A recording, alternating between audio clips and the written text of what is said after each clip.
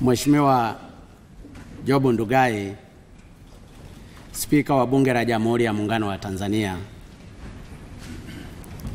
Mheshimiwa Dr. Ackson Tulia, Naibu Spika, Mheshimiwa Samia Suluhu, Makamu wa Rais wa Jamhuri ya Muungano wa Tanzania, Mheshimiwa Dr. Ali Mohamed Shein, Rais wa Zanzibar,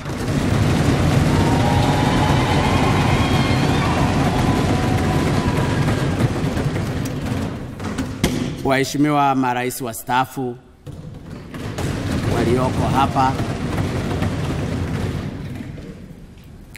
Mheshimiwa Balozi Idi, Makamu wa Pili wa Rais wa Zanzibar, Mheshimiwa Kassim Majaliwa, Waziri Mkuu wa Jamhuri ya Muungano wa Tanzania,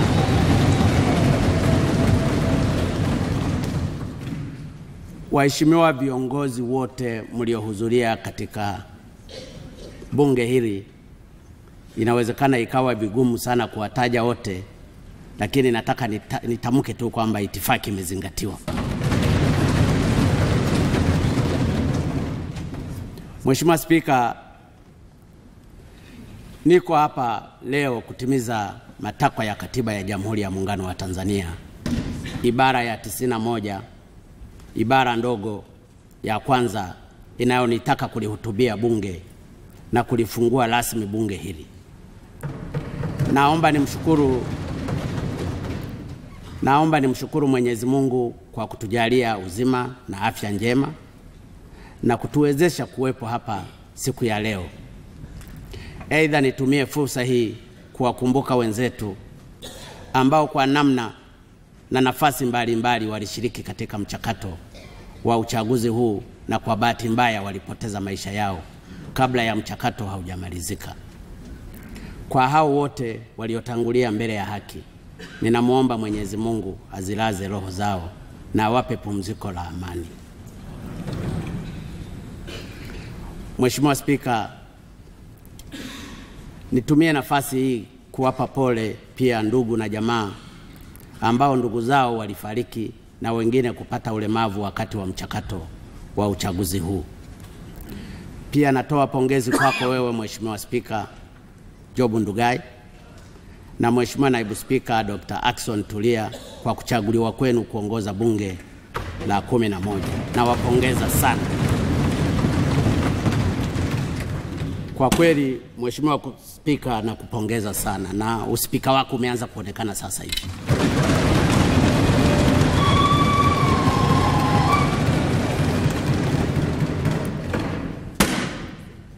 Lakini pia napenda niwapongeze waheshimiwa wabunge ambao kwa imani kubwa kwako na kwa naibu spika wameweza kuwachagua ili muweze kuongoza katika bunge hili la 11.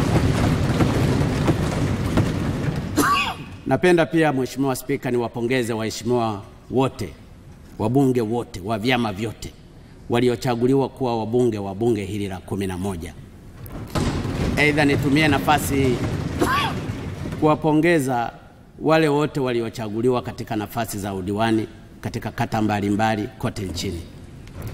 Natoa pongezi hizi kwa dhati kabisa kwa sababu kuu mbili. Kwanza ni kwa sababu ushindani katika uchaguzi wa mwaka huu ulikuwa ni mkubwa sana, kuanzia ndani ya vyama vyetu na baadaye katika uchaguzi mkuu uliohusisha na kushindanisha wagombea toka vyama tofauti.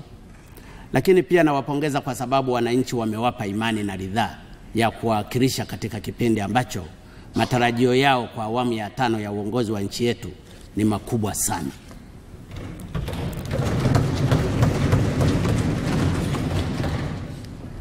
Kule kuchaguliwa kwenu waheshimiwa wabunge kunadhihirisha ni kwa namna gani wananchi wa Tanzania wa vyama vyote wanavyowaamini na kuwapenda na wana matumaini makubwa ya kwamba mtawafanyia kazi kubwa. Hongereni sana waheshimiwa.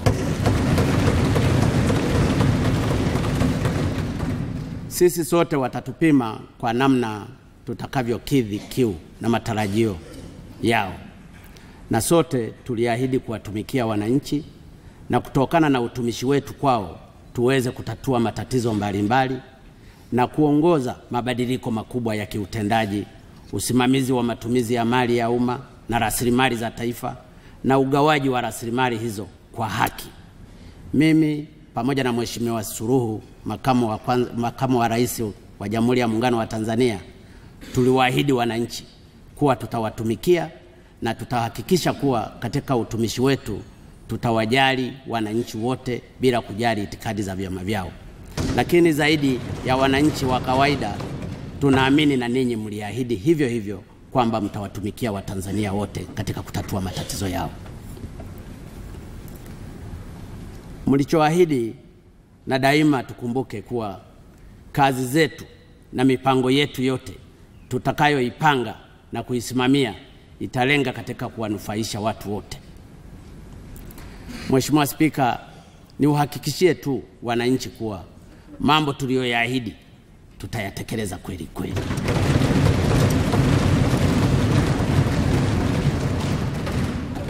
Sikusudi kurejea mambo yote niliyoyaahidi katika hotuba yangu hii ya leo, lakini nataka niwatoe wasiwasi kabisa wananchi wote kwamba tuliyoyaahidi tumeyaahidi na ahadi ni deni. Nataka wananchi mtuamini kuwa sikutoa ahadi hii ili nipigiwe kura ya kuwa rais, bali niliwaahidi kwa lengo la kuwatumikia na kuwafanyia kazi, na hicho ndicho nitakachofanya. Ni imani yangu kwamba waheshimiwa wabunge pamoja na waheshimiwa madiwani pia watafanya hivyo hivyo kama ambavyo tumeahidi sisi. Napenda pia kutoa shukrani zangu za dhati kabisa kwa Watanzania wote. Tulijiandikisha kwa wingi sana kwa ajili ya kupiga kura. Tulishiriki na kufuatilia kwa karibu sana kampeni za uchaguzi na tukajitokeza kwa wingi siku ya kupiga kura. Kinyume na ilivyotabiriwa na wasiotutakia mema, hakuna siku iliyokuwa ya utulivu mkubwa na amani kama siku ya tarehe 25 Oktoba tulipokwenda kupiga kura.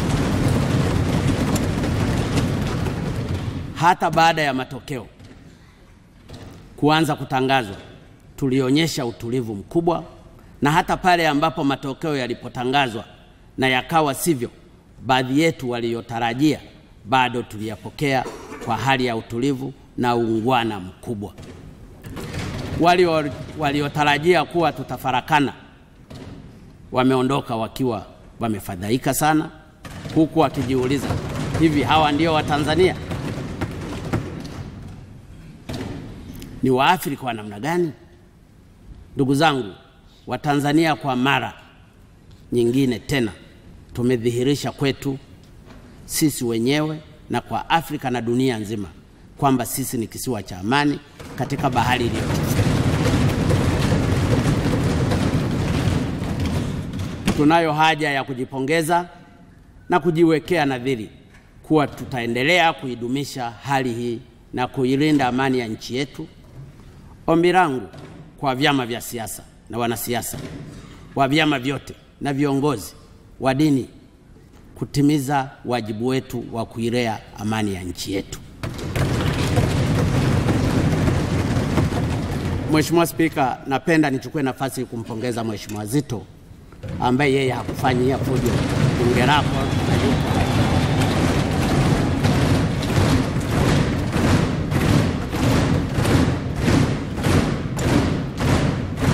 Hii ndiyo Tanzania ninayoitaka. Tanzania ya Watanzania wote. Lengo la Watanzania ni kutatua matatizo yao, sio kupiga kelele na kuzomea. Lakini Mheshimiwa Spika, ile nilitaka nichomekee tu kidogo, lakini napenda niungane na ninyi pamoja na Watanzania wote kuvipongeza vyombo vyetu vya ulinzi na usalama. Na ninaposema vyombo vya ulinzi na usalama nikimaanisha Jeshi la Wananchi wa Tanzania, Jeshi la Polisi, magereza, uhamiaji, usalama wa taifa, pamoja na mgambo ambao ni jeshi la akiba letu hapa Tanzania. Kwa jinsi walivyoshiriki katika kuhakikisha nchi yetu inaendelea kuwa salama katika kipindi chote cha uchaguzi. Na wapongeza pia tume ya uchaguzi kwa namna walivyosimamia zoezi zima la uchaguzi toka hatua ya awali ya kujiandikisha hadi siku ya kupiga kura na kutangaza matokeo. Ninawapongeza sana. Wametimiza wajibu wao kwa weledi na umahiri mkubwa katika mazingira magumu na yenye changamoto nyingi. Hongereni, hongereni sana tume ya uchaguzi. Mheshimiwa Spika, waheshimiwa wabunge, naomba kwa namna ya pekee ni washukuru viongozi wakuu wa nchi yetu waliotangulia kwa kazi kubwa na nzuri walioifanya nchi yetu. Natambua mchango wa waasisi wa taifa letu, Mwalimu Julius Nyerere, Mzee Karume, kwa kujenga misingi imara ya umoja, mshikamano na amani ya nchi yetu. Mzee Mwinyi, kwa jina lingine anaitwa Mzee Ruksa, kwa kuleta mabadiliko ya kiuchumi na kisiasa na kuijenga misingi yake. Mzee Mkapa, au lingine mzee wa ukweli na uwazi, kwa kupanua na kuimarisha misingi ya uchumi na siasa ya nchi yetu. Na Mzee Kikwete, ambaye ni mzee wa maisha bora, kwa kuendeleza misingi hiyo na kupanua fursa mbalimbali kwa wananchi kujiletea maendeleo yao. Wamefanya kazi kubwa. Na washukuru sana na ninawatakia uzee mwema, maisha marefu, ili tuzidi kuchuma busara zao. Mheshimiwa Spika, tumeingia kwenye uchaguzi wa moja. Tumeshindana katika kampeni tukiwa wamoja. Na tumemaliza uchaguzi wetu tukiwa wamoja. Nataka niwahakikishie waheshimiwa wabunge na Watanzania kwa ujumla kwamba serikali ya awamu ya 5 itaendelea kulinda kwa nguvu na uwezo wote tunu hizi za umoja wa amani. Hatutakuwa na simire kwa mtu au kikundi chochote ambacho kitataka kuvuruga umoja na amani yetu kwa misingi ya udini, kwa misingi ya rangi, kwa misingi ya ukabila, au kwa misingi ya vyama au ukanda. Mheshimiwa Spika, wakati wa kampeni yako maeneo yaliyojitokeza kwa kulalamikiwa sana na wananchi. Ningependa niyataje baadhi ya maeneo yaliyolalamikiwa. Maeneo hayo ambalo kubwa sana ni rushwa. Swala la rushwa limelalamikiwa sana takribani katika maeneo yote yanayowagusa wananchi. Eneo lingine lililolalamikiwa liko ndani ya TAMISEMI. Upotevu wa mapato, kushindwa kukusanya kodi, ubadhirifu, matumizi mabaya ya fedha na utekelezaji wa baadhi ya miradi chini ya viwango, wizi, uzembe na kadhalika. Eneo lingine lililolalamikiwa na wananchi wakati tukizunguka, wakati tukiomba kura, na ninyi ni mashahidi waheshimiwa wabunge, ni ardhi, kuhusu migogoro ya wakulima na wafugaji, viwanja, kuhodhi maeneo bila ya kuendeleza, mipango miji, kujenga maeneo ya wazi na kadhalika. Eneo lingine lililojitokeza kulalamikiwa ni eneo la bandari, rushwa, wizi, ubadhirifu na urasimu. Ninataka niyataje haya maeneo yote ili sisi wote tuondoke tukijua kwamba haya ni maeneo ambayo yanalalamikiwa, ili tukishatoka hapa tukafanye kazi kwa pamoja kutatua malalamiko. Eneo lingine lililojitokeza kulalamikiwa sana na wananchi ni matatizo ya maji. Kiwango cha chini cha upatikanaji wa maji safi na salama, lakini huduma za maji kupatikana mbali na makazi na kadhalika. Eneo lingine ni TRA. ukwepaji kodi, rushwa, ubadhirifu, urasimu na upotevu wa mapato kwa kushindwa kukusanya kodi, hasa kodi zinazotakiwa kulipwa na wafanyabiashara wakubwa.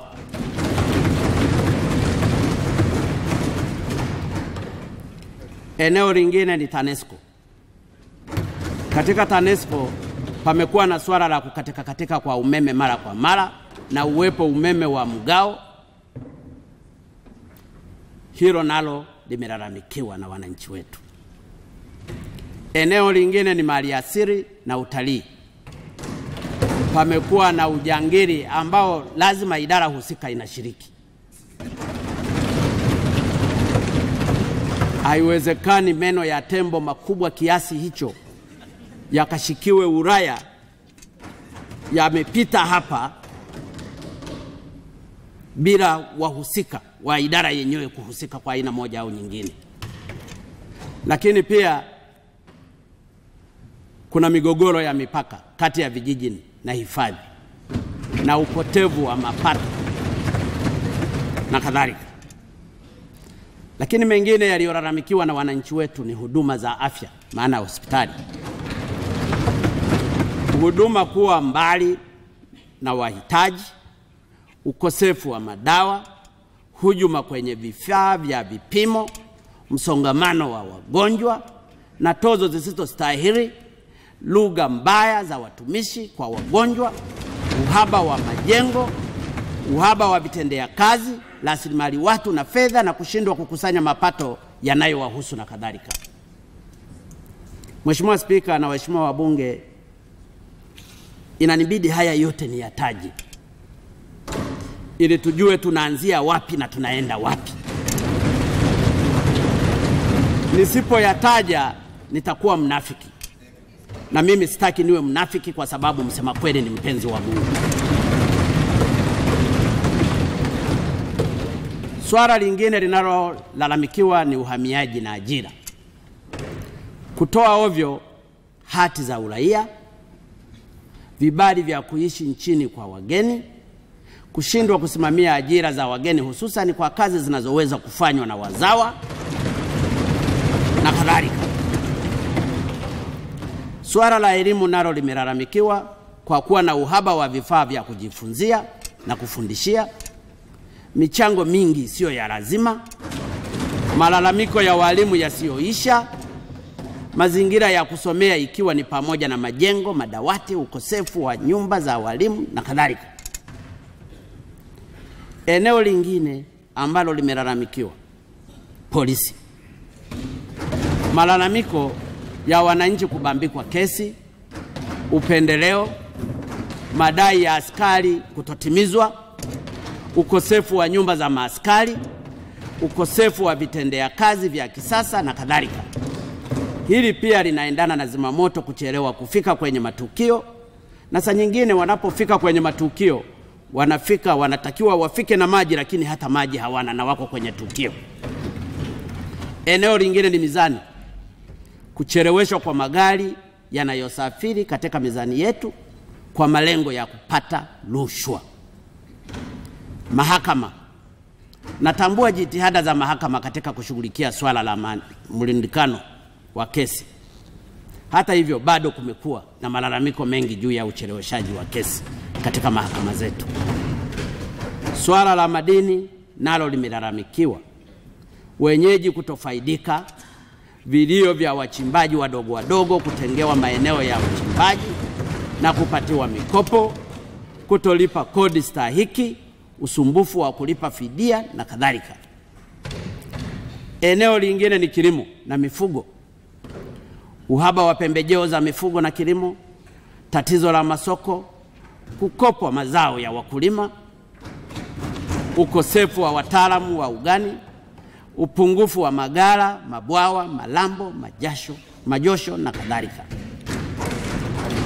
Eneo la uvuvi napo ni vifaa duni na masoko, uvuvi haramu, uwekezaji mdogo katika sekta ya uvuvi, hususan viwanda vya mazao ya uvuvi na kadhalika, na hasa katika ukanda wa bahari. Kwa sababu katika ukanda wa bahari ukianzia Moa kule Tanga hadi Msimbati kule Mtwara kuna zaidi ya kilomita 1422, lakini katika eneo lote lile la ukanda hakuna viwanda vikubwa vya samaki ambavyo vingeweza kuzalisha uchumi katika nchi yetu. Eneo lingine ni reli, uchakavu wa miundombinu ya nchi, kutokuwepo kwa usafiri wa uhakika wa reli, upungufu wa bandari kavu, mizigo mingi kusafirishwa kwa barabara na kadhalika. Eneo lingine ni ATC. Shirika la ndege lipo, wafanyakazi wapo zaidi ya 200 na wanalipwa mishahara, ila ndege ni moja tu wanayohangaika nayo.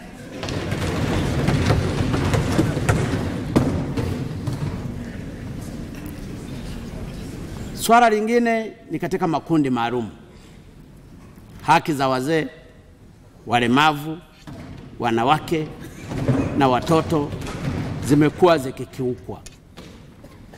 Lakini pia wafanyakazi, wasanii na wanamichezo, mzigo wa kodi kwa wafanyakazi, haki na masilahi yao na kadhalika. Kero hizi ni lazima tuzishughulikie kwa nguvu zetu zote.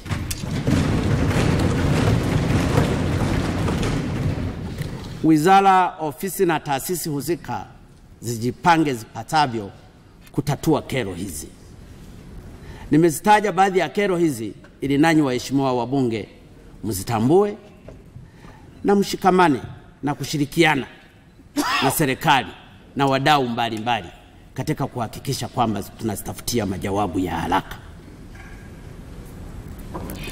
Lakini pamoja na kero hizo, tutashughulikia pia mambo yafuatayo. Swala ambalo tutalishughulikia ni pamoja na kuimarisha muungano.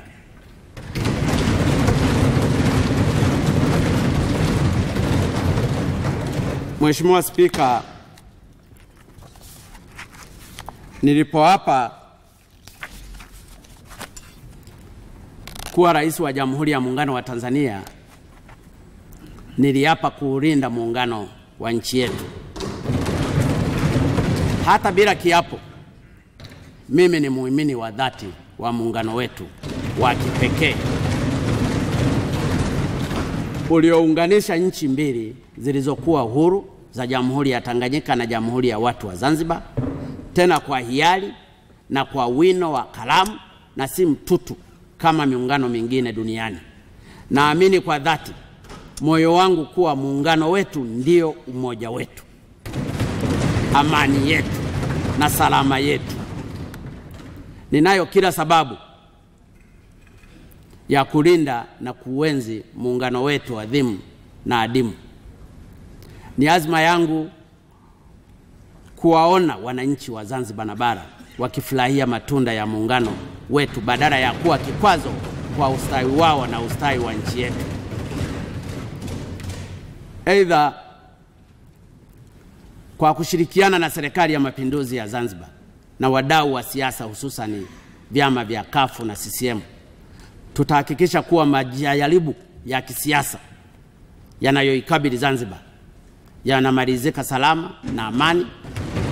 Tunamwomba Mwenyezi Mungu atujalie busara na hekima tumalize kwa utulivu na amani, na serikali nitakayoiunda itafanya hilo lililo ndani ya uwezo wake kuendelea kuimarisha muungano wetu, na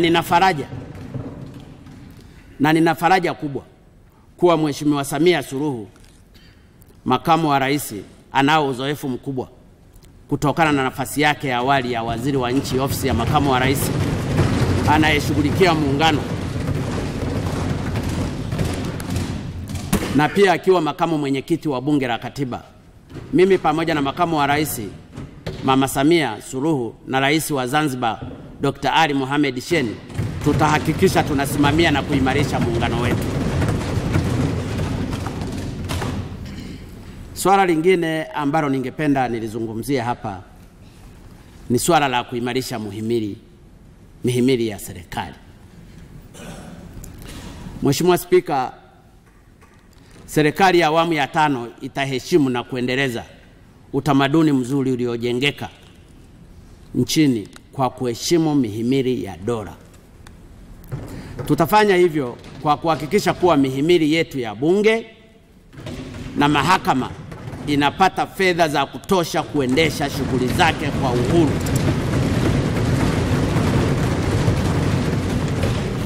Kupitia mfuko wa Bunge na mfuko wa mahakama. Kwa upande wa Bunge, tutahakikisha fedha za mfuko wa maendeleo ya jimbo zinapatikana kwa wakati ili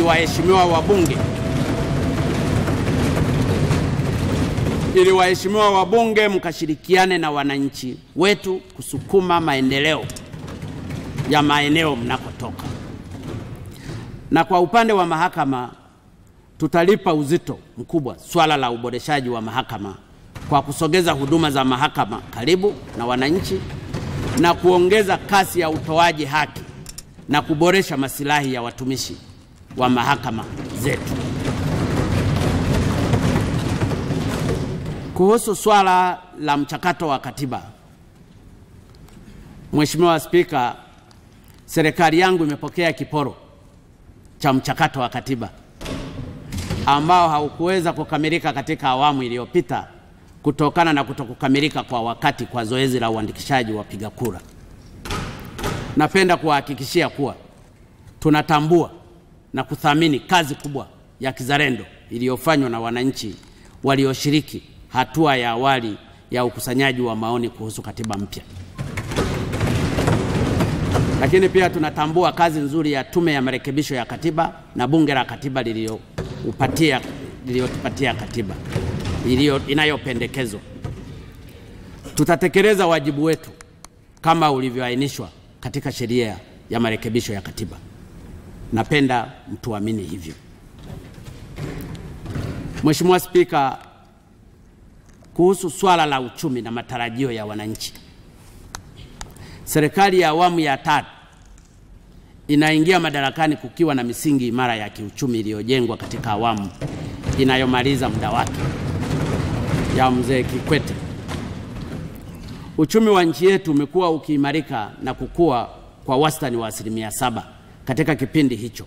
Fursa mbalimbali za kiuchumi zilizopo nchini mwetu zimezidi kufunguliwa. Hii ni kutokana na jitihada zilizofanywa na serikali za awamu zilizopita za kujenga miundombinu ya kiuchumi kama vile barabara, uimarishaji wa bandari, uimarishaji wa reli na ukuzaji wa sekta za mawasiliano ya simu na mitandao, ukuzaji wa uongezaji wa uwezo wa watu wa kuzalisha na kusambaza umeme. Napenda kuhakikishia kuwa tutaendeleza na kuimarisha ujenzi wa miundombinu mipya na kuimarisha iliyopo ili kuvutia na kushawishi wawekezaji wa ndani na wa nje. Mheshimiwa Spika, nasema hivi kwa sababu miongoni mwa ahadi tulizoziahidi wa Tanzania ni kuendeleza ujenzi wa barabara mbalimbali za kuunganisha miji yetu mikuu ya mikoa na wilaya, barabara ziendazo kwenye maeneo muhimu ya kimkakati ya kiuchumi, lakini na upanuaji wa barabara za miji kama vile Dar es Salaam kwa kujenga flyover, barabara za pete na kadhalika. Uboreshaji wa barabara na njia nyingi nyingine za kiuchumi na usafirishaji kuingia na kutoka Dar es Salaam ni muhimu sana kwa sababu bandari ya Dar es Salaam ni lango kuu la biashara kwa nchi yetu na nchi jirani. Mheshimiwa Spika, katika jitihada hizo za kuboresha na kuimarisha miundombinu ya kiuchumi, serikali ya awamu ya 5 katika kipindi cha miaka 5 ijayo itaongeza nguvu zake katika ujenzi wa reli mpya katika kiwango cha kimataifa, yani standard gauge. Reli ambazo tumekusudia zianze kujengwa ni ile ya kutoka Dar es Salaam, Tabora, Kigoma hadi Mwanza, reli ya kutoka Uvinza, Msongati kule Burundi na Isaka, Kigali, Rwanda, reli ya kutoka Mtwara, Songea, Mbamba Bay na matawi ya kwenda Mchuchuma hadi Riganga ambapo ni maeneo ya uzalishaji na pale tunaweza tukaboost uchumi wetu, lakini reli ya kutoka Kaliua, Mpanda hadi Kalema. Mheshimiwa Spika, nchi yetu pia imejaliwa kuwa na madini na maliasili nyingi. Ugunduzi wa gesi asilia umeongeza matumaini ya watu wetu wengi juu ya uwezo wetu wa kiuchumi katika miaka ijayo. Serikali itahakikisha kwamba madini na maliasili zetu zinatumika kwa manufaa ya taifa letu kwa kusimamia sheria na taratibu zilizopo. Aidha, napenda kuipongeza kwa dhati kabisa serikali ya Rais Jakaya Mrisho Kikwete na bunge la kumi ambapo Mheshimiwa Spika, wewe ulikuwa naibu spika, kwa kupitisha sheria ya usimamizi wa mapato ya mafuta na gesi, yani the Oil and Gas Revenue Management Act ya mwaka 2015. Serikali yangu itasimamia utekelezaji wa sheria hiyo kwa uaminifu na kwa umakini mkubwa. Kuhusu swala la ujenzi wa viwanda, Mheshimiwa Spika, serikali ya awamu ya 5 itaweka mkazo mkubwa katika ujenzi wa viwanda.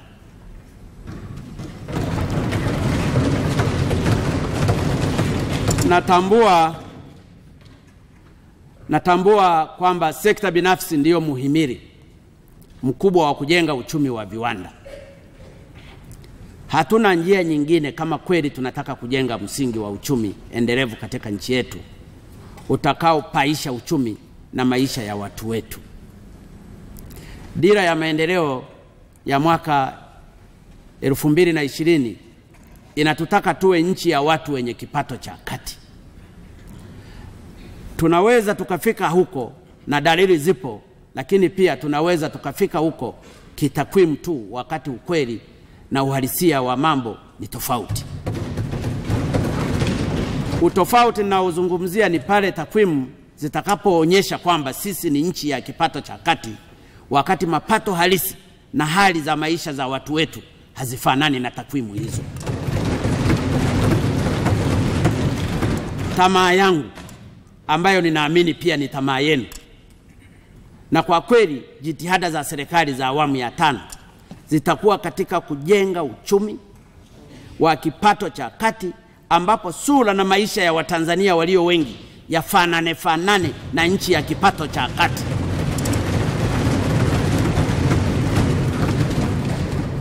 Njia moja ya kutufikisha huko ni uendelezaji wa viwanda. Ndio maana Mheshimiwa Spika, tutahakikisha swala la viwanda linasimamiwa vizuri, na tunafanikiwa. Ndio lengo kubwa, kwamba tulisimamie kwa makini na tufanikiwe. Lakini matarajio yangu ni kwamba bunge lako tukufu litatuunga mkono mimi na serikali nitakayoiunda katika kufikia lengo hili. Mheshimiwa Spika, kama nilivyosema wakati wa kampeni, na nataka nirudie hapa, tutaanza na viwanda vilivyopo na kuhakikisha vinafanya kazi. Wale wote ambao walibinafisishwa viwanda vilivyokuwa vya umma kwa makubaliano kwamba wataviendeleza, niliwataka wafanye hivyo mapema. Na kwa hapa nataka nisisitize wito wangu huo kwao. Najua huko nyuma ufuatiliaji na usimamizi wa utekelezaji wa mikataba ya aina hiyo umekuwa ukiregalega, na watu wamejifanyia mambo wanavyotaka. Wapo walioacha kabisa uzalishaji, na kufumua hata mitambo ya uzalishaji. Mimi niliahidi, na nataka niseme hapa kwa wazi kabisa, kwamba wale waliobinafisishwa viwanda hivyo waanze kazi mara moja. Wakishindwa, basi tutatoa viwanda hivyo kwa kuzingatia sheria na taratibu za nchi na kuwapa watu wengine wenye nia ya kuviendeleza viwanda hivyo.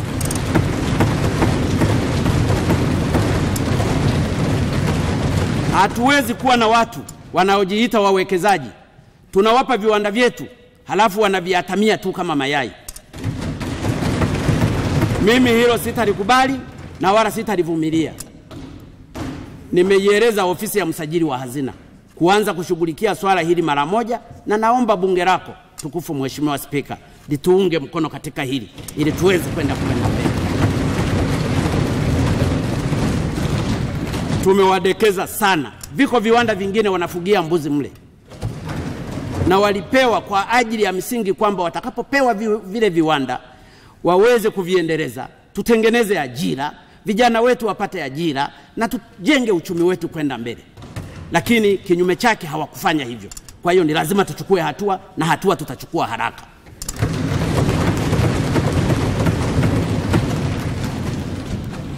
Mheshimiwa Spika, njia ya pili ya kuendeleza viwanda ni kuhimiza na kushawishi wawekezaji kuwekeza katika maeneo mbalimbali ya nchi yetu. Kama nilivyoeleza, miundombinu ya kufanya hivyo tayari ipo, na baada ya muda itakuwa bora zaidi. Najua wapo watu wanaotaka kuwekeza Tanzania sasa katika viwanda, na wamekuwepo hata miaka ya nyuma kidogo. Lakini wakati mwingine sisi humu tukiwemo sisi viongozi, kwa kushirikiana na wafanyabiashara matapeli na walaghai, tumehujumu mipango ya shauku za wawekezaji wa namna hiyo.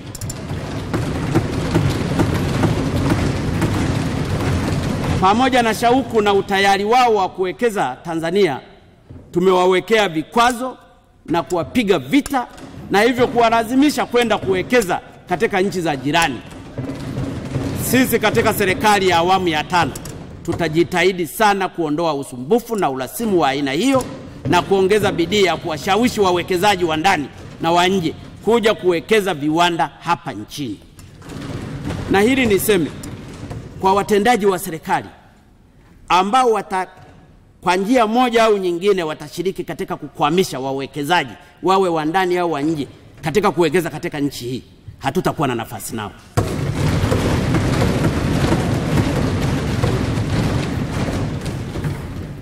Mheshimiwa Spika, Mheshimiwa wabunge, ni lazima sasa tujue ni viwanda vya aina gani hasa ambavyo tunataka tunavyotaka kuviwekeza. Sura ya kwanza ya viwanda tunavyokusudia ni vile ambavyo sehemu kubwa ya malighafi yake itatoka ndani, hususan kwenye sekta za kilimo, mifugo, uvuvi na madini na maliasili nyingine. Viwanda vya aina hii tutavipa fursa ya kujenga mfumo wa uzalishaji ndani ya nchi uliofungamana na kushikamana. Viwanda vya aina hii vitahitaji na kutegemea malighafi kutoka kwa wazalishaji wa sekta nilizozitaja hapo mwanzoni, na kufanya hivyo wazalishaji hao watakuwa na soko la uhakika humu ndani ya nchi yetu. Sura ya pili ni ya viwanda hivi ni kuzalisha bidhaa ambazo zinatumiwa na watu wengi humu nchini, yani mass consumption. Yani bidhaa kama vile nguo, viatu, mafuta ya kupikia na kadhalika. Ninalizungumza hili kwa sababu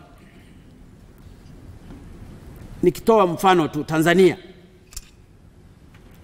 tuna zaidi ya ng'ombe karibu milioni 22-23, na nafikiri tuko wa pili baada ya Ethiopia, na tunashindana na Sudani.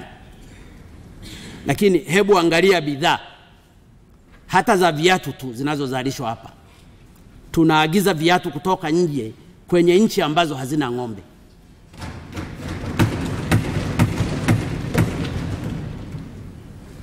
Tungeweza tukawa na viwanda vya ngozi, tukawa na viwanda vya viatu, viwanda vya mikanda, viwanda vya pochi, viwanda vya kofia na kadhalika. Kwa njia hiyo tutakuwa tumeongeza thamani ya mazao yetu ya mifugo, lakini pia tukawa tumetengeneza au kucreate employment kwa watu wetu kwa kuwa na viwanda vya ngozi, viwanda vya viatu na kadhalika na kadhalika.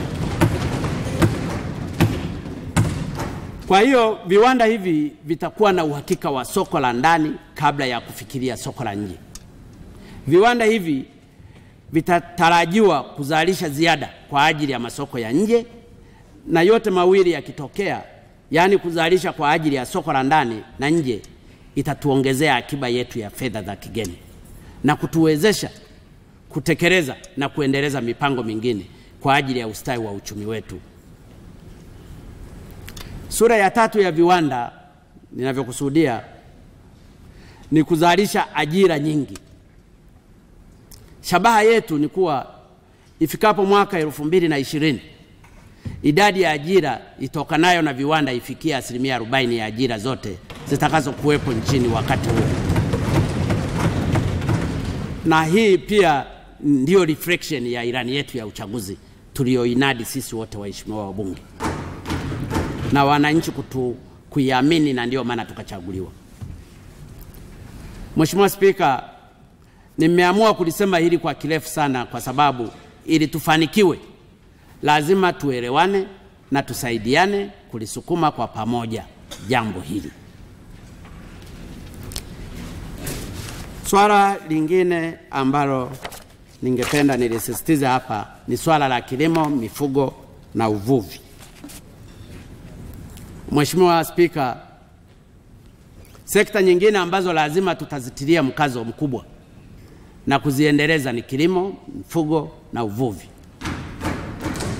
Tutaziangalia sekta hizi kwa mtazamo wa kibiashara na viwanda kwa lengo la kuwa na viwanda vya kisasa vya kuongeza thamani ya mazao yatokanayo na kilimo, mifugo na uvuvi. Nchi yetu kwa kiasi kikubwa ni nchi ya kilimo, ufugaji na uvuvi. Hii inatokana na ukweli kwamba sehemu kubwa ya watu wetu wapatao 75% wanaishi vijijini na wanategemea kilimo, ufugaji na uvuvi kwa ajili ya maisha yao. Wakulima, wafugaji na wavuvi wanatumia zana na mbinu duni katika shughuli zao na wanazalisha zaidi ya 95% ya chakula chote kinacholiwa hapa nchini na kutoa mchango wa 25% kwenye pato la taifa, yani GDP, na 30% ya mapato yetu ya fedha za kigeni. Kwa takwimu hizi chache ni wazi kwamba mchango wa sekta ya kilimo, mifugo na uvuvi katika uchumi wetu na maisha yetu ni mkubwa sana. Nichukue nafasi hii kuwapongeza na kuwashukuru wakulima, wafugaji na wavuvi wote wa Tanzania kwa mchango wao mkubwa katika maisha yetu na uchumi wa nchi yetu. Nataka kuahidi kwao, wakulima, wafugaji na wavuvi, sitawaangusha. Mheshimiwa Spika, pamoja na umuhimu wa kilimo, mifugo na uvuvi katika uchumi wetu, wakulima, wafugaji na wavuvi wetu wengi bado ni watu maskini. Mapato yao yako chini na maisha ni duni. Lengo letu ni kuimarisha sekta hizi ili ziweze kutoa mchango mkubwa zaidi katika uchumi wa nchi, lakini pia ziweze kuwanufaisha wakulima, wafugaji na wavuvi katika kuyabadili maisha yao. Tukiweza kuboresha sekta hizi, vijana wengi zaidi watavutiwa kujiunga nazo na hivyo kupunguza tatizo la upatikanaji wa ajira. Nataka niwahakikishie wakulima, wafugaji na wavuvi wetu kwamba ahadi zetu kwao tutahakikisha zinatekelezwa. Serikali ya awamu ya 5 itazisimamia kwa dhati ahadi hizo ili kuhakikisha kwamba kilimo, ufugaji na uvuvi unakuwa wa kisasa zaidi na wenye tija zaidi. Baadhi ya mambo ambayo tuliahidi kuyatekeleza ni pamoja na kuwapatia mafunzo ya kilimo, ufugaji, uvuvi wa kisasa, ikiwa pamoja na ufugaji wa samaki, lakini pia kuwapatia pembejeo wakulima wetu. Tutawapatia zana za kisasa za kilimo, ufugaji na uvuvi. Tutawapatia wataalamu wa ugani. Tutawawezesha kupata masoko ya uhakika ya mazao yao. Tutawapatia mikopo, na kwa hili benki ya kilimo itasaidia sana kufikia lengo hili. Tutaondoa ushuru wa kodi na kero mbalimbali za mazao ya kilimo na mifugo na uvuvi zinazosababisha bei ya mazao hayo kuwa chini. Mfano, kahawa. Nilipokuwa Kagera, wakulima wa kahawa Kagera, na ndio maana kila wakulima wote wa Kagera wanataka kahawa yao wakaiuze Uganda, lakini tulipouliza wana kodi zaidi ya 26 Na kwa kuzingatia kuwa na kodi hizo zaidi ya 26, bei wanayopewa wakulima wa kahawa kule Kagera na maeneo mengine inakuwa ndogo zaidi ukilinganisha na bei wanayopewa katika nchi ya jirani ya Uganda. Na ndiyo maana wananchi wanakuwa wanachukua riski hata ya kwenda kuzama kwenye maji, lakini wao wanasafirisha kahawa. Sasa ndiyo maana nasema makodi haya ya ovyo ovyo ambayo ni ya kero kwa wakulima wetu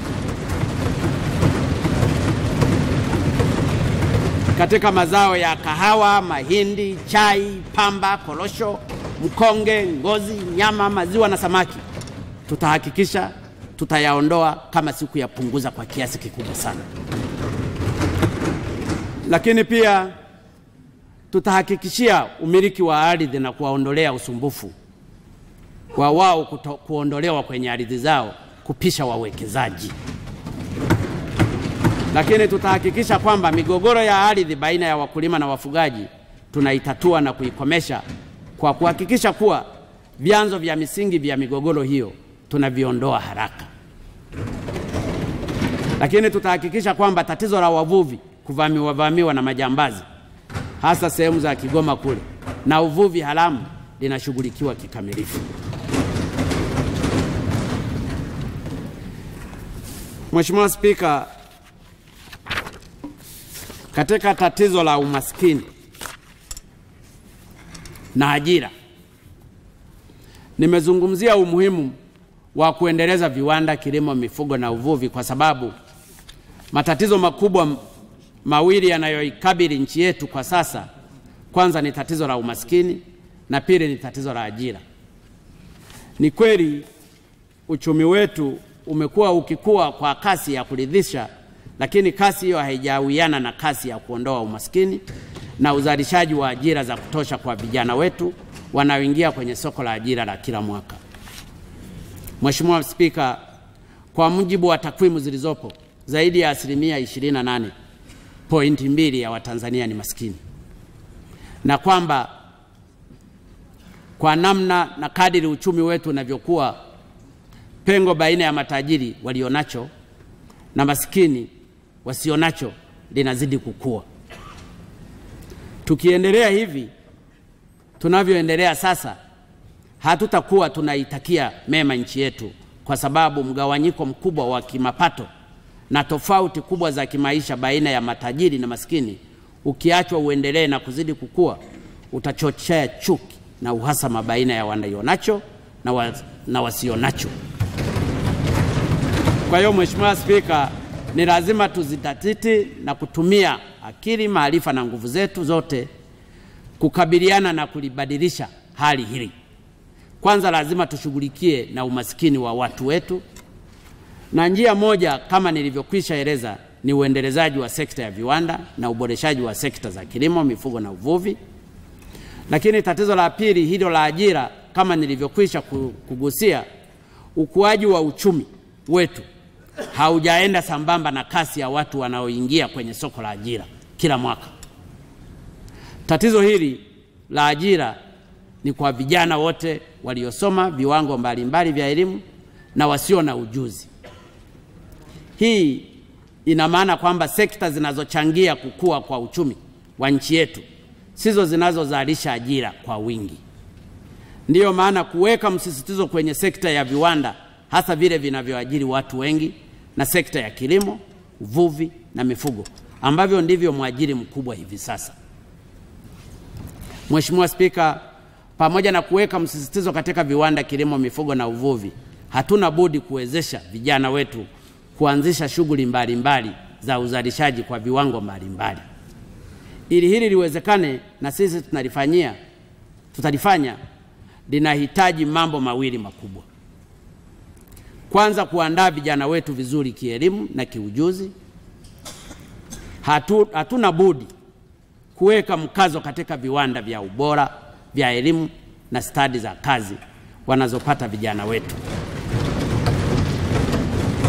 Nalisema hili kwa sababu hatuwezi kuzungumzia uendelezaji wa viwanda ikiwa hatujaandaa vijana wenye uwezo na ujuzi na stadi za kufanya kazi hizo kwa ubora na ufanisi kwa hali ya juu. Hatuwezi kutaka kuwekeza katika viwanda vya nguo au samani ikiwa hatuna wahandisi wa mitambo wazuri, wabunifu wazuri na wenye viwango vinavyotakiwa kukabiliana na tatizo hilo.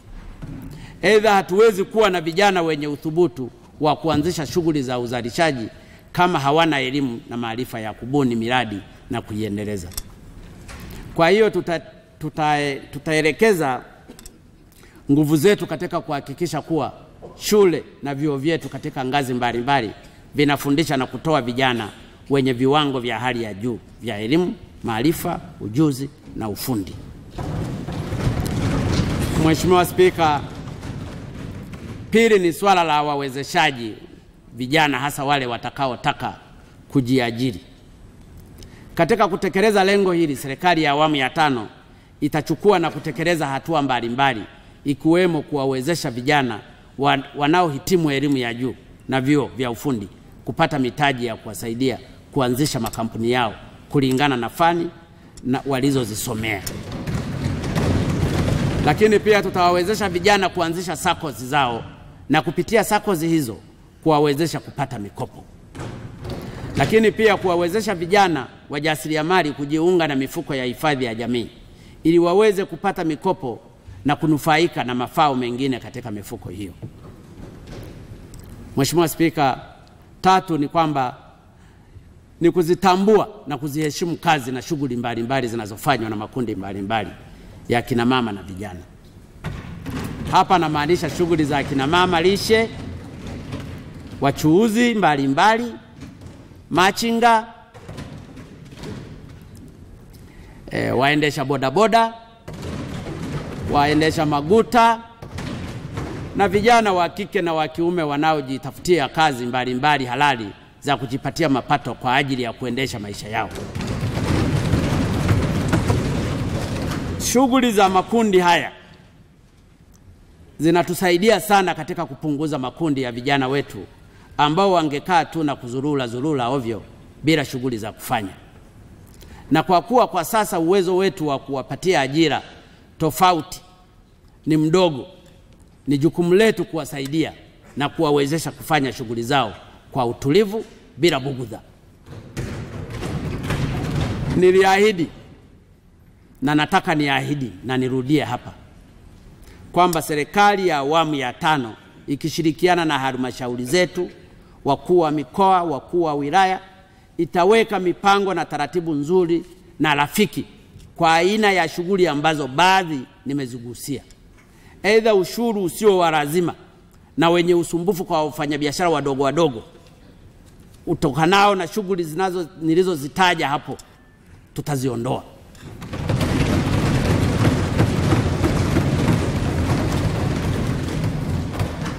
Ninaamini ikiwa tutaweza kuongeza ukusanyaji mapato na kuziba mianya ya wakwepaji wakubwa wa kodi ambao huipotezea serikali mamilioni na mabilioni ya fedha, tutakuwa hatuna sababu ya kufukuzana na akina mama ntilie na vijana mitaani katika kuwakusanyia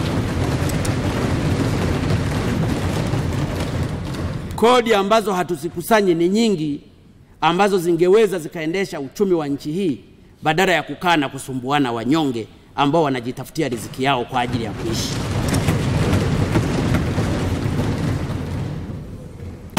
Kwa hiyo niwatake viongozi wateuliwa walio chini ya mamlaka yangu wakalisimamie hili badala ya kuwanyanyasa wananchi wa hali ya chini wanaojitafutia maisha yao.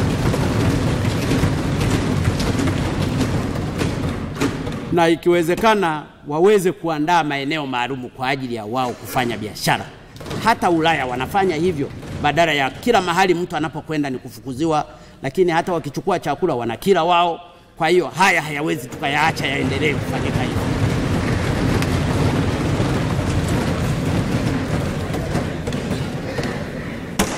Kuhusu swala la afya, Mheshimiwa Spika, dhamira ya kujenga uchumi wa kisasa na swala la kupambana na umaskini linakwenda sambamba na kuwa na wananchi wenye afya bora. Kwa kutambua ukweli huu na mahitaji ya huduma bora za wananchi wetu, serikali ya awamu ya 5 itahakikisha kwamba wananchi wanapata huduma bora za afya kwa kufanya baadhi ya mambo yafuatayo. Kwanza, kuimarisha huduma za afya pale zilipo na kuanzisha pale ambapo hazipo. Lengo ni kuhakikisha kwamba kila kijiji kinakuwa na zahanati, kila kata inakuwa na kituo cha afya, na kila wilaya inakuwa na hospitali, na kila mkoa unakuwa na hospitali ya rufaa. Lakini pili, tutaimarisha na kuboresha huduma za afya kwa kuongeza utaalamu katika nyanja za afya kwa kuwapatia mafunzo watumishi wake ndani na nje ya nchi, na kwa kuzipatia vifaa bora na vya kisasa hospitali, vituo vya afya na zahanati zetu. Lengo la kufanya hivyo ni kuwezesha upatikanaji wa huduma mahususi hapa nchini, na hivyo kutolazimika kupeleka watu wetu kutibiwa nje ya nchi,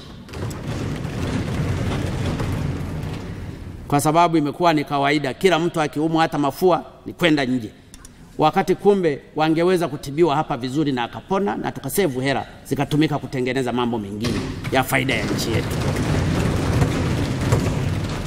Lakini tatu, tutaongeza bajeti ya dawa na kuboresha mfumo wa upatikanaji ili kuhakikisha dawa zinapatikana katika hospitali, vituo vya afya na zahanati zetu. Aidha, tutahamasisha wananchi wajiunge na bima ya afya. Kuhusu swala la elimu, Mheshimiwa Spika, natambua juhudi kubwa zimefanyika katika upanuzi wa elimu ya awali, msingi, sekondari na vyuo vikuu. Serikali ya awamu ya 5 itajielekeza katika kuongeza ubora wa elimu inayotolewa, ikiwa ni pamoja na kuongeza mkazo katika masomo ya sayansi. Aidha, tutahakikisha kwamba vifaa vya kufundishia na kujifunzia vinapatikana, ikiwa ni pamoja na maabara, vitabu, madawati na kadhalika. Tutahakikisha kuanzia Januari mwakani elimu kuanzia darasa la kwanza hadi kidato cha 4 inatolewa bure. Na ninaposema bure, maana yake nina maana ya bure. Wahusika wasije wakatumia swala la kusema bure halafu waanze kutengeneza mamichango ya ajabu ya kuwatoza wanafunzi wale. Ni lazima tuanzie mahali kwamba tunaposema bure, maana yake ni bure kweli. Lakini kama tulivyoahidi kwenye kampeni, tutahakikisha kwamba wanafunzi wengi zaidi wa elimu ya juu wanapata mikopo kwa wakati. Tutashughulikia masilahi na kero za walimu wa ngazi zote, ikiwa ni pamoja na kujenga nyumba za walimu vijijini na kuiunga mikono benki ya walimu ili iweze kuwanufaisha zaidi. Kuhusu swala la maji, Mheshimiwa Spika, wakati wa kampeni nimekutana na malalamiko mengi sana ya ukosefu wa maji. Serikali ya awamu ya 5 itahakikisha kwamba inaongeza kiwango cha upatikanaji wa maji kufikia 85% kwa maeneo ya vijijini na 95% katika maeneo ya mjini ifikapo mwaka 2020. Tutakamilisha miradi iliyokwisha anza na kuanzisha miradi mipya mikubwa na midogo ya maji kutoka katika mito, maziwa, vyanzo vingine mbalimbali ambavyo vitakuwa na vya uhakika vya maji, ikiwa ni pamoja na kuvuna maji ya mvua. Tunataka tuwatue akina mama ndoo kichwani.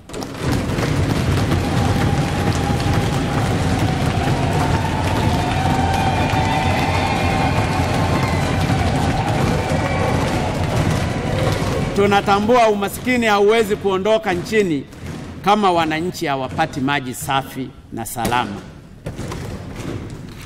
Swala lingine, Mheshimiwa Spika, ni swala la umeme. Mheshimiwa, swala la upatikanaji wa umeme limeendelea kuwa tatizo katika nchi yetu pamoja na jitihada kubwa zilizofanywa na serikali zilizopita. Hatuwezi kuzungumzia swala la kujenga viwanda wakati umeme hautoshi. Serikali yangu itahakikisha kwamba umeme unapatikana wa kutosha na wa uhakika. Tutakamilisha miradi ya umeme iliyopo na kujenga mingine mingi mipya ili wananchi wengi zaidi wanufaike na nishati ya umeme, na viwanda vingi zaidi vidogo, vikubwa na vya kati viweze kupata umeme. Lakini na hujuma zile ndogo ndogo zinazofanywa na watendaji wa sekta ya umeme, kwa mfano wakati mvua zinaponyesha halafu watu wanalipwa hera, kwa mfano pale Mtera wanayafungulia maji usiku, halafu level yake haifiki kwa wakati, kila siku panakuwa na maji hayatoshi, hizi tutazisimamia kikamilifu.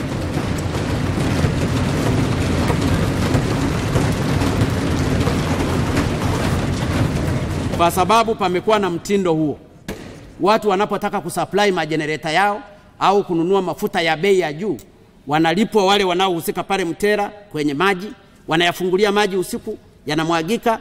Kwa hiyo level inayotakiwa haifikiwi. Kwa hiyo kila siku level ya maji ile inakuwa haifiki. Tutadili nao, na mimi nawaambia nitadili nao kweli kweli.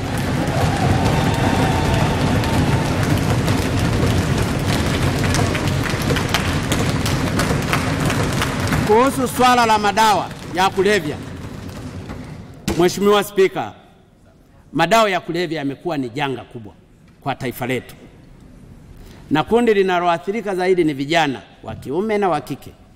Familia nyingi zimeathirika na nguvu kazi za taifa imepotea. Tutashughulikia mtandao huo unaojihusisha na madawa ya kulevya bila ajizi. Tutawatafuta wale wakubwa wanaohusika na madawa ya kulevya badala ya kuhangaika na dagaa. Na ninaposema nasema kweli. Naomba bunge munisaidie na Mungu anirinde na muendelee kuniombea. Mheshimiwa Spika, masuala mengine tunayoyawekea mkazo katika utawala wa awamu ya 5 ambayo ninaamini yatasaidia katika kujenga uchumi wetu ni pamoja na masuala ya utalii, mawasiliano, madini, ardhi, makazi, ujenzi, miundombinu, bandari, barabara, utunzaji wa mazingira, vijana, wanawake, watu wenye ulemavu, wazee, wafanyakazi, wasanii, wanamichezo, wanahabari, wafanyabiashara, wawekezaji, wajasiriamali, sekta binafsi na kadhalika. Ni vigumu kutaja wote wahusika tutakayoshughulika nayo katika kujenga uchumi wetu. Utekelezaji wa masuala haya umefafanuliwa vizuri katika ilani ya CCM ya mwaka 2015.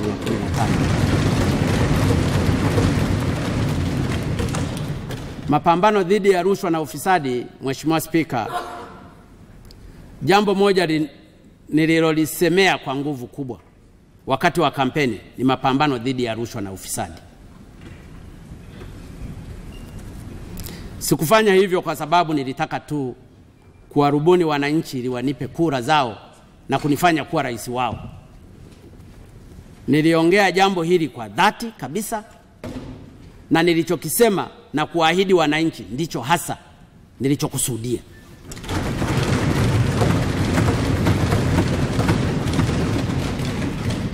Mheshimiwa Spika, wananchi wanachukia sana rushwa na ufisadi, na wamechoshwa sana na vitendo hivyo.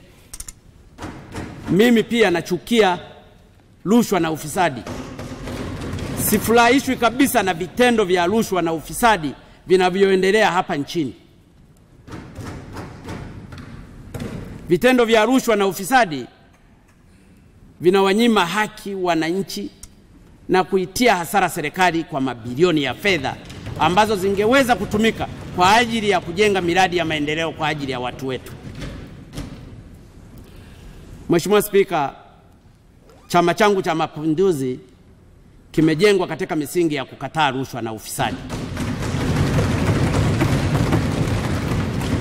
Ndiyo maana moja ya imani kuu za CCM ni ile inayosema rushwa ni adui wa haki, sitatoa rushwa wala kupokea rushwa. Ingawaje sina uhakika sana kama sasa hivi ndani ya chama chetu hawapokei na kutoa rushwa. Kwa Mtanzania mwaminifu, kwa imani yake hata kuwa na kigugumizi katika kuwa mstari wa mbele katika kupambana na rushwa na ufisadi. Mheshimiwa Spika, mmoja wa waasisi wa taifa letu, baba wa taifa, hayati Mwalimu Julius Kambarage Nyerere, aliwahi kuifananisha rushwa na ufisadi kama adui mkubwa wa watu. Akiongea bungeni mwezi Mei mwaka 1960, Mwalimu Nyerere alisema yafuatayo, na naomba kunukuu: rushwa na ufisadi havina budi kushughulikiwa bila huruma, kwa sababu naamini wakati wa amani rushwa na ufisadi ni adui mkubwa kwa ustawi wa watu kuliko vita. Mwisho wa kunukuu. Mheshimiwa Spika, haya ni maneno makali ya mtu na kiongozi aliyechukia na kuikemea rushwa katika maisha yake yote ya uongozi. Ni maneno yanayotukumbusha tu nini kinaweza kikatokea kama taifa endapo tutaendeleza rushwa na ufisadi. Chuki za wananchi dhidi ya rushwa na ufisadi ni dhahiri. Wamechoka kabisa, wamechoka sana. Hawako tayari kuvumilia upuuzi wa serikali inayoonea haya rushwa na kulea mafisadi.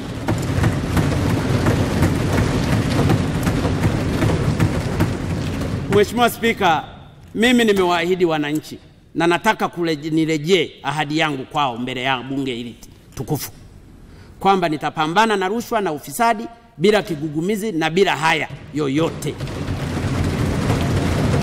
Dawa ya jipu ni kulitumbua, na mimi nimejipa kazi ya kuwa mtumbua jipu.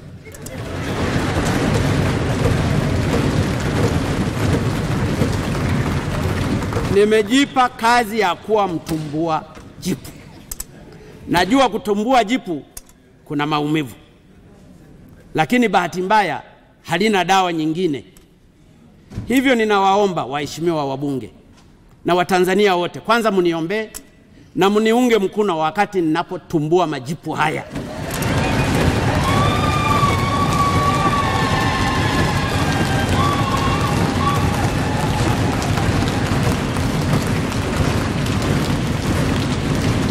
Mheshimiwa Spika,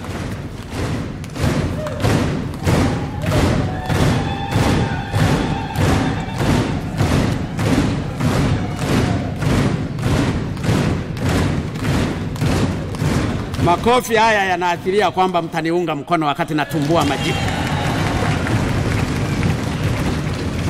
Mheshimiwa Spika, nafahamu ugumu wa vita niliyoamua kuipigana.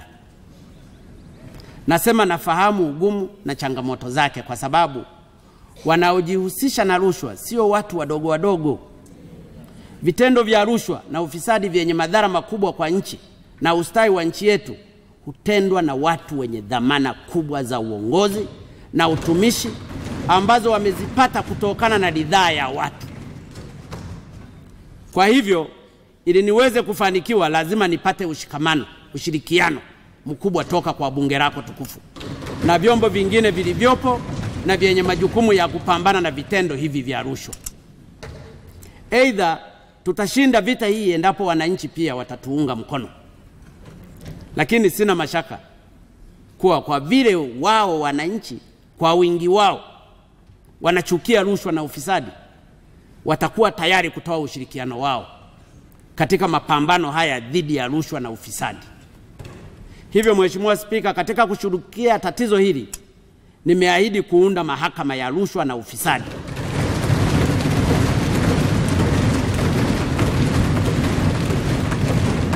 Ni matumaini yangu vyombo husika katika jambo hili havitanikwamisha.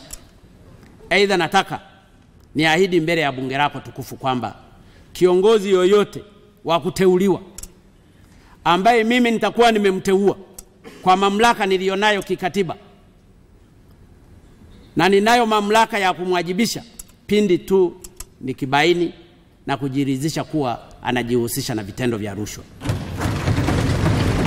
pamoja na ufisadi, nitamtimua mara moja. wala sitakuwa na kigugumizi. Na baada ya mimi kuchukua hatua hizo za kumtimua, hatua na taratibu zingine za kisheria zitafuata. Nataka twende mbele ili Watanzania wote, hasa Watanzania wa maisha ya chini, waweze kufaidika na matunda ya nchi yao Tanzania. Tanzania ni tajiri. Tanzania ina kila kitu. Tukisimama imara kwa pamoja na tukamtanguliza Mungu mbele, tutafanikiwa kwa kuwa na maisha mazuri.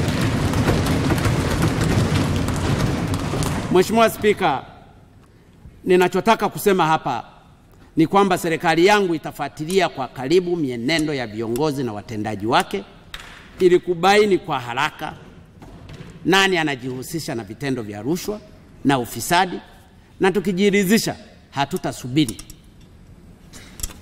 tutachukua hatua. Na imani yangu wengine pia katika ngazi mbalimbali mtafanya hivyo hivyo, kwa sababu bila kufanya hivyo rushwa na ufisadi vitazoeleka na kuwa wimbo unaoburudisha badala ya kuwa wimbo unaoudhi na kukera.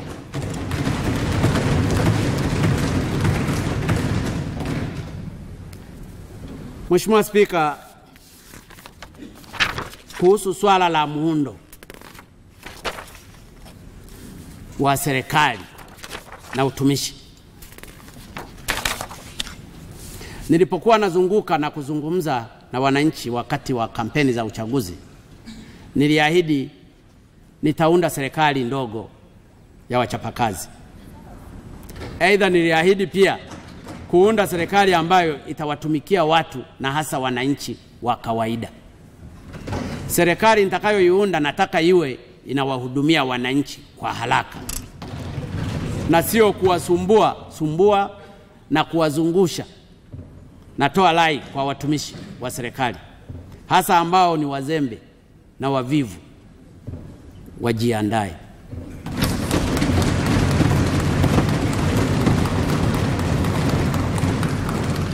Tumewavumilia kwa muda mrefu, nafikiri wakati wa kuvumiliana sasa umekwisha. Wametuchezea vya kutosha, wakati wa kutuchezea sasa umekwisha. Wametuchakachua vya kutosha, wakati wa kutuchakachua sasa umekwisha.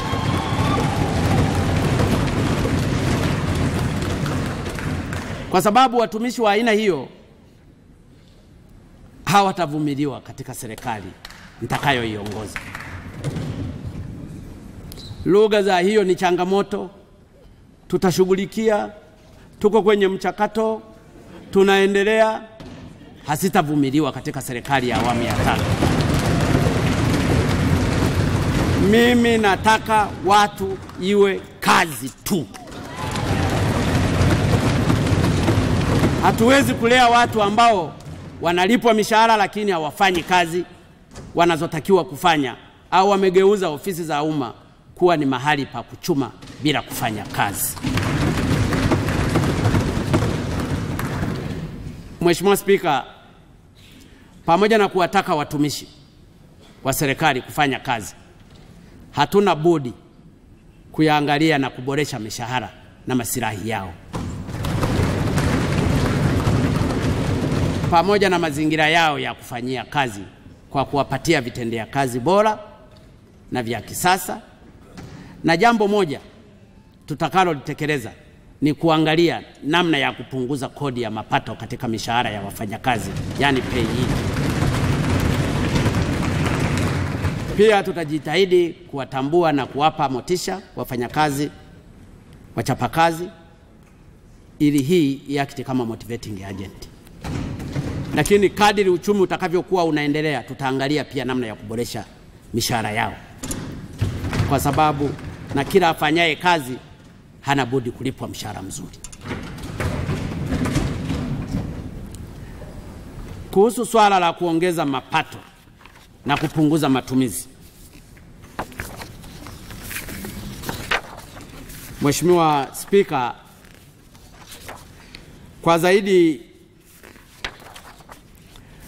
Mheshimiwa Spika, kwa zaidi ya miaka mitatu sasa ukusanyaji wa mapato umekuwa chini ya makadirio kwa sababu mbalimbali.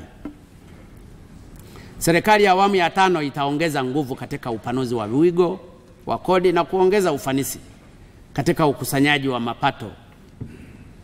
Tutahakikisha kwamba kila mtu anayestahili kulipa kodi analipa kodi stahili.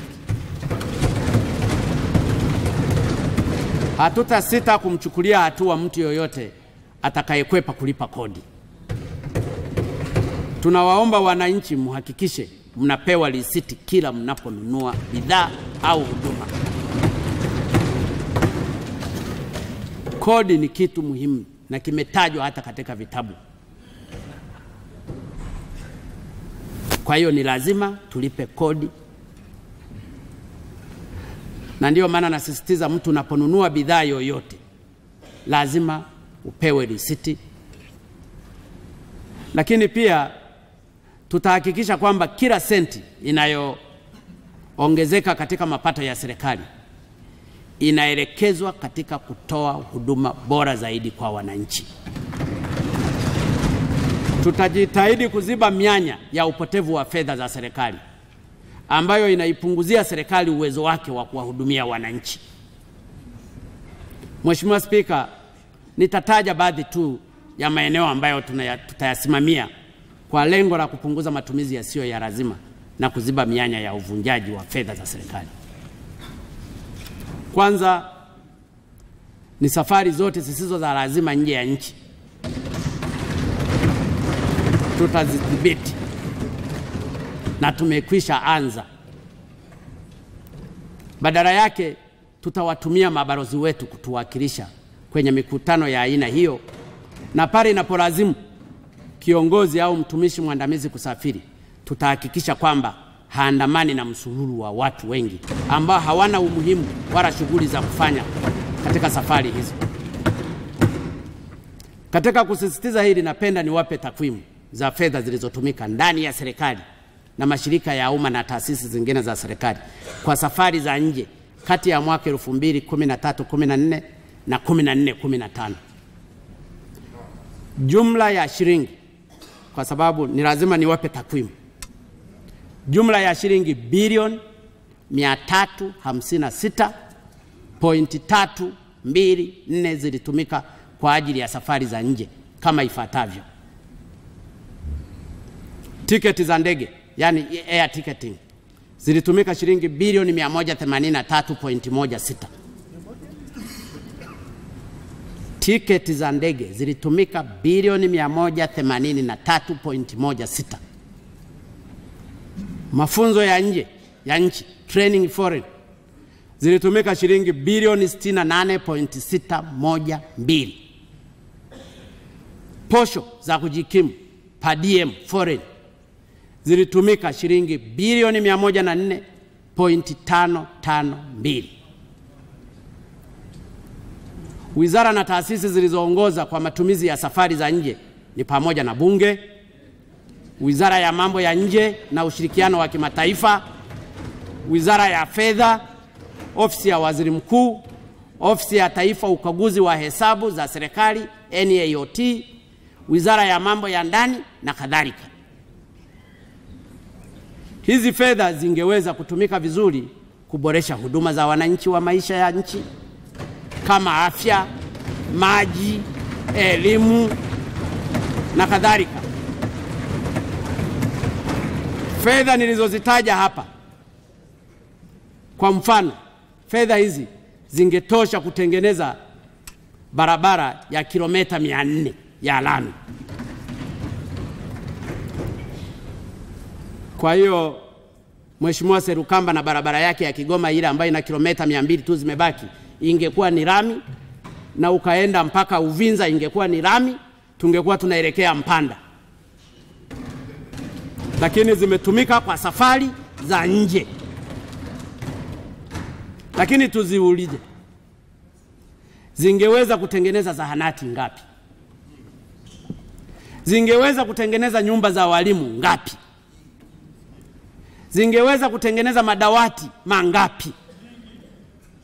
Zingeweza kununua madawa hospitalini tani ngapi na kadhalika. Hivyo tunapodhibiti safari za nje, tunawaomba waheshimiwa wabunge kwa heshima kubwa sana na Watanzania wote, mtuelewe na mtuunge mkono.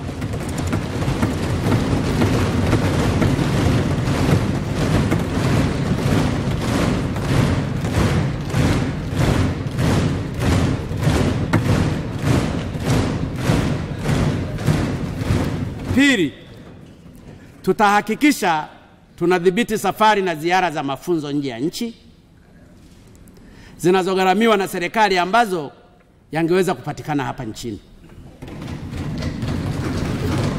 Unaweza ukawa na utaratibu mzuri tu, badala ya kutuma kikundi cha watu kwenda kufundishwa kule, mleteni huyo mwalimu anayewafundisha aje wafundishie hapa.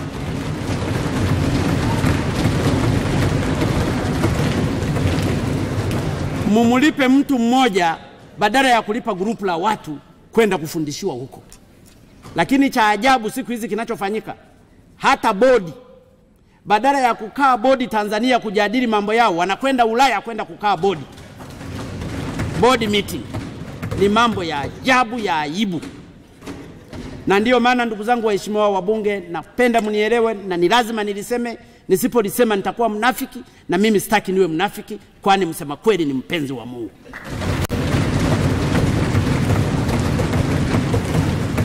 Sisi wote hapa tuliopo hapa tumewaahidi Watanzania wa maisha ya chini kule tulikotoka tuwatekelezee yale wanayoyahitaji.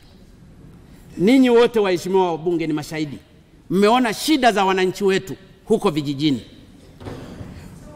Wana shida kweli kweli. Na sisi wote hapa tumeahidi kwamba tutatatua shida zao. Hatuwezi tukazitatua shida hizo kwa mtindo huu wa kusafiri na kuwa na matumizi ya ovyo ovyo ndani ya serikali, taasisi na vitu vingine. Kwa hiyo ninapoyasema haya, ninasema kwa uchungu mkubwa kwamba tuna wajibu wa kufanya haya ili Tanzania yetu inemeke, ili Tanzania yetu iende mbele, ili wananchi wetu waweze kufaidika, ili wananchi wetu tuwaondolee kero za ajabu ambazo zimekuwa zinawatesa katika maisha yao.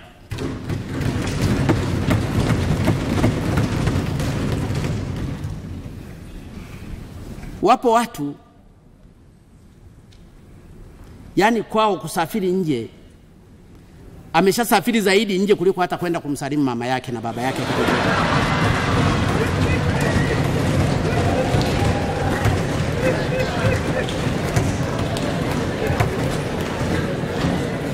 Tatu, tutadhibiti washa, semina, makongamano na matamasha ambayo kwa kweli yanatumia fedha nyingi tu za serikali, lakini hayana tija na wala hayaongezi ufanisi katika utekelezaji na usimamizi wa sera na mipango ya serikali. Siku hizi kwenye mawizara wakitaka kukutana mahali lazima watafute hoteli, wakati wizarani kuna ukumbi. Wangeweza hata wakakutania kwenye miti wakazungumza wale wanayotaka kuyazungumza.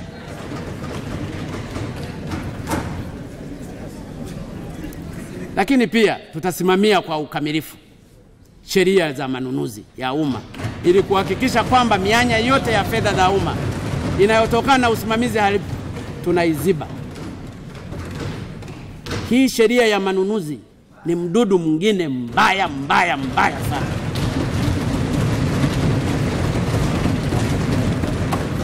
Unaweza ukakuta nyumba ambayo ingeweza ikajengwa kwa milioni 30, kwa sheria ya manunuzi itajengwa kwa milioni 200. Maafisa wetu masurufu wanaokaa kwenye mawizara, unaweza ukakuta karamu ya biki inayonunuliwa shilingi 1000 imenunuliwa kwa shilingi 10,000. Sheria hii imekuwa ni mbaya kwa matumizi ndani ya serikali, lakini katika maeneo mbalimbali. Nina uhakika waheshimiwa wabunge, pakiletwa mswada wa kubadilisha hii sheria, nina uhakika hamtachelewa kuupitisha.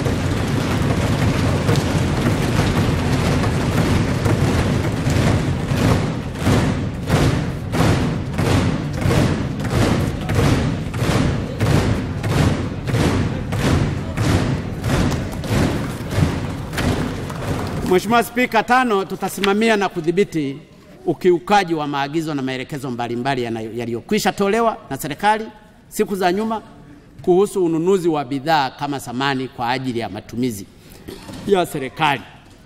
Samani zote kwa ajili ya matumizi ya serikali zinatakiwa ziwe zile zile zinazozalishwa hapa hapa nchini.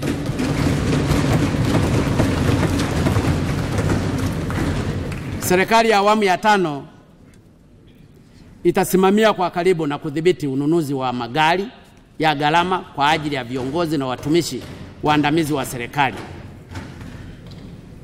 Kwa sababu unakuta mtu ni injinia, unatakiwa uende ukakague barabara, badala ya kuwa na pickup unataka kununua V8. Sasa ni lazima tubadilishe huo mwenendo.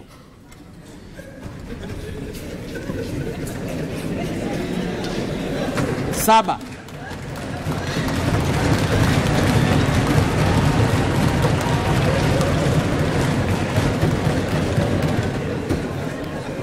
tutaendelea kuchunguza na kudhibiti matumizi ya serikali na taasisi zake zote yasiyo na tija kwa uchumi wa taifa letu.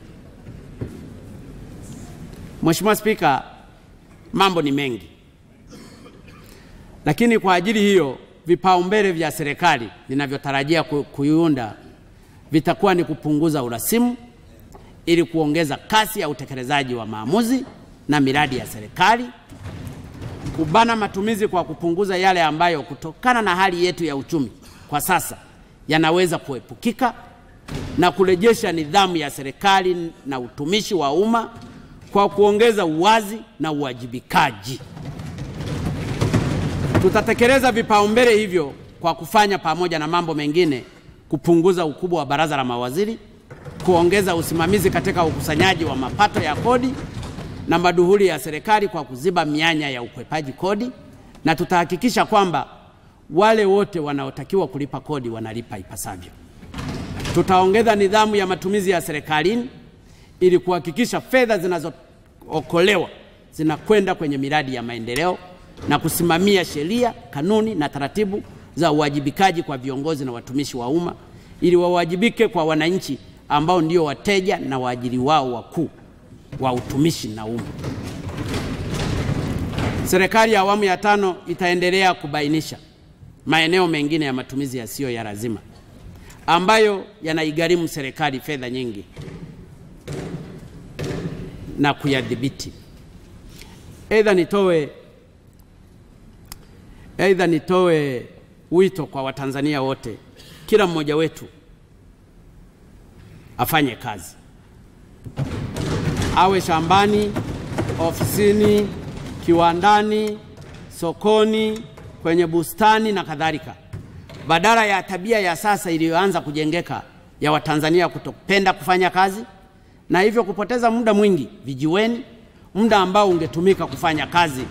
Ndiyo maana kauli mbiu yangu ni hapa kazi tu.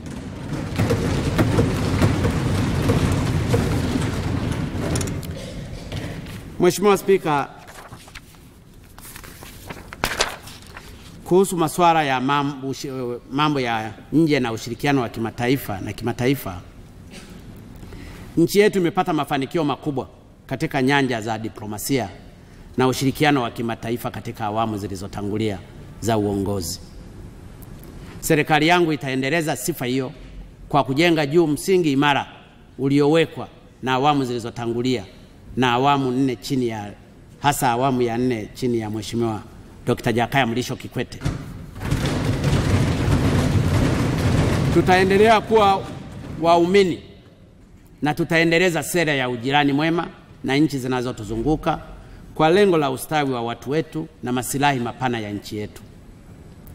Tutaendelea kuwa waaminifu wa utangamano wa Jumuiya ya Afrika Mashariki na daima tutatekeleza wajibu wetu kwa mujibu wa mkataba na uanzishwaji wa Jumuiya ya Afrika Mashariki, itifaki zake na maamuzi ya vikao vya nchi wanachama.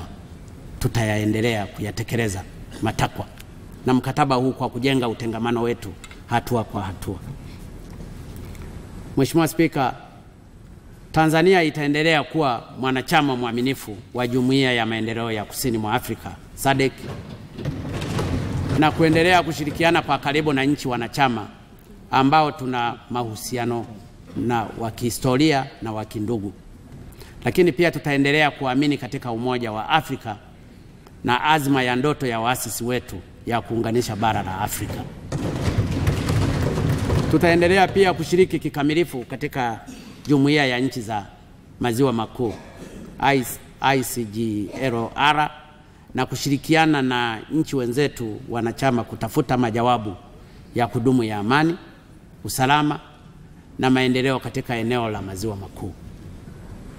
Tutaendeleza na kustawisha mahusiano na marafiki zetu wote Magharibi, Mashariki ya Kati kwa lengo la kushirikiana na maslahi ya nchi yetu kwa watu wetu. Tutapenda kutumia fursa nzuri za mahusiano yetu mazuri kisiasa kukuza mahusiano yetu ya uchumi kwa kutumia diplomasia ya uchumi. Tutafanya hivyo pia kwa ushirikiano wa mataifa kwa kuendeleza mahusiano yetu na Umoja wa Mataifa na taasisi zake, Jumuiya za Madola, Benki ya Dunia, Shirika la Fedha Duniani, Benki ya Maendeleo ya Afrika, African Development Bank na kadhalika. Aidha, tutazitaka balozi zetu zionyeshe matunda yanayolingana na thamani ya fedha tunazowapelekea, hususan katika kuvutia uwekezaji, biashara, utalii, mchango wao katika ukuzaji wa sekta ya viwanda na kadhalika.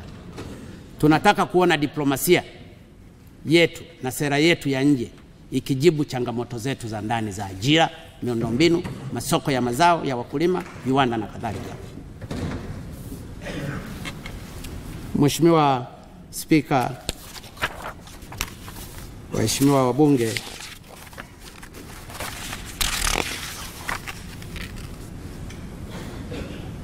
naomba basi kabla ya kuhitimisha nitoe wito kwa waheshimiwa wabunge na bunge hili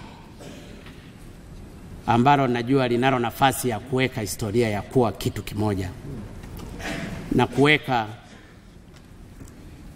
maslahi ya taifa mbele. Kama kuna kitu ambacho wananchi wanachukia ni lugha za vijembe, mipasho, ushabiki wa vyama bungeni. Kwanza tukumbuke wote, bila kujali itikadi za vyama vyetu, sisi ni kitu kimoja.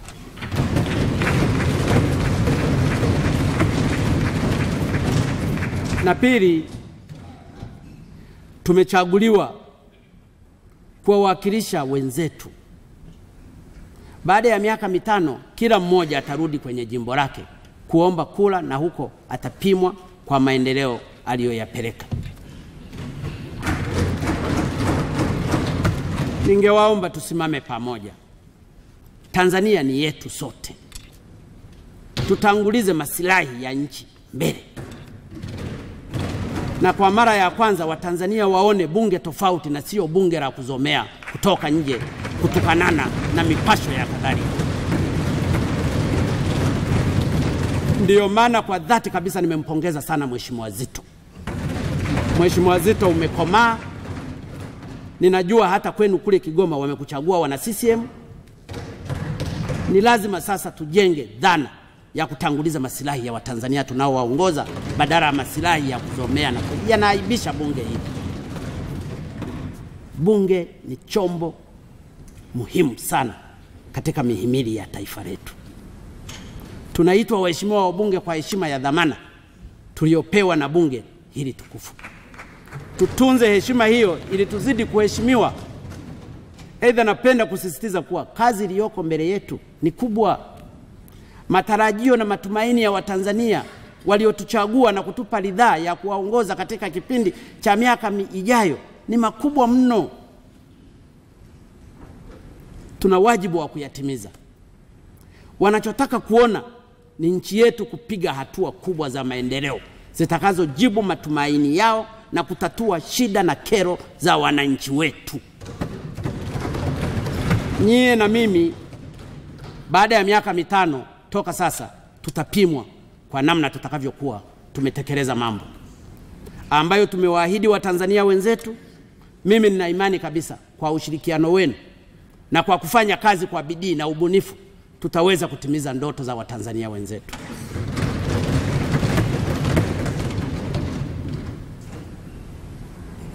Mheshimiwa Spika, niliona hili nilizungumze kwa sababu na mimi nimewahi kuwa mbunge katika kipindi cha miaka yangu 20 katika bunge hili. Niwaombe sana Watanzania wote, niwaombe sana wabunge wote, kikubwa ambacho kiko mbele yetu sisi Watanzania ni kutimiza haja za wananchi wetu kwa kuwafanyia kazi.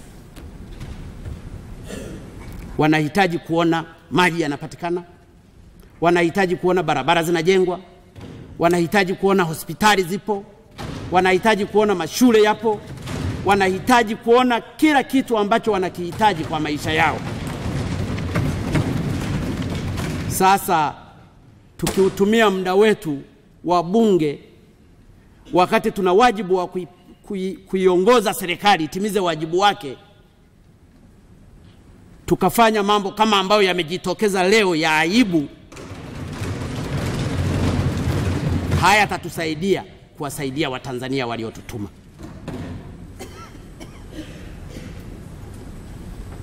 Mheshimiwa Spika,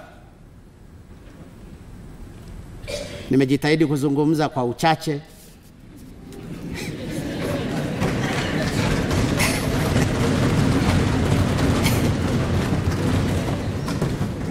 Lakini napenda nikushukuru sana tena Mheshimiwa Spika, Mheshimiwa Naibu Spika, waheshimiwa viongozi wote tuliokaribishwa kuingia kwenye ukumbi huu na kushuhudia yaliyojitokeza, na mmeona tuna kazi kubwa kwa sababu bado tuna watoto wengi.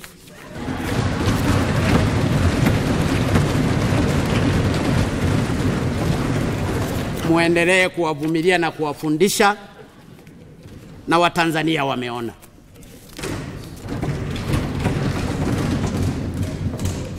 Baada ya kusema haya, napenda basi nitamke kwamba ninaifungua rasmi bunge la 11 la Jamhuri ya Muungano wa Tanzania. Asanteni sana kwa kunisikiliza. Mungu libariki bunge hili, Mungu ibariki Tanzania, Mungu ibariki Afrika. Asanteni sana.